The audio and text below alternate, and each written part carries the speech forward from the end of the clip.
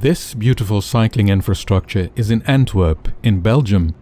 It is the photogenic park bridge, or rather, its 140-meter long access ramp that was opened in December 2021.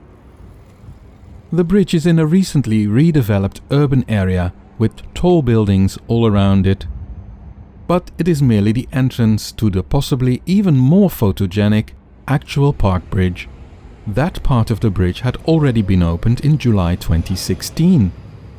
The exceptionally designed 67-meter long and closed bridge was placed over the busy road called Italialei. That road has been transformed from a design just for cars into a road with better cycling facilities and a new tramline expansion between 2017 and 2019. Oh, and even when I'm filming abroad, people recognize me. This part of the bridge won the Footbridge Award 2017 in Berlin, and indeed, at the time it was mostly a footbridge, due to the lack of an access ramp on the west side.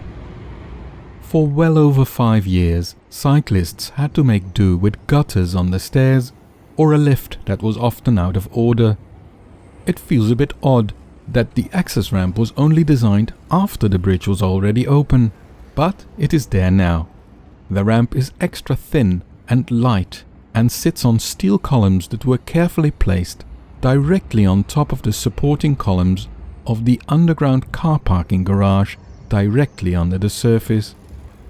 The slender design makes the bridge very flexible, or, in a less friendly way, you could call it wobbly. The access ramp consists of prefab elements. Due to the COVID crisis and subsequent staff shortages, the fabrication of these elements had been delayed. Bad weather then made it hard to place the elements on the pillars. This postponed the opening of the ramp from May to December. To make the ramp less steep, there's one hairpin bend. It is fortunately wide enough.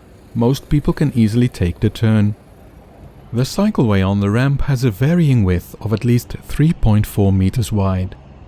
The railing is 1.2 meters tall, and there are integrated lights in the outside railing. The lights are sufficient for that location, and the bridge is indeed well used by a lot of different people, also after dark.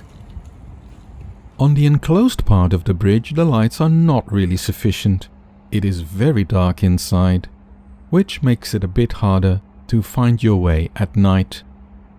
Thanks for watching. If you found this video interesting, then please like, subscribe and click the notification bell to receive updates on my future videos.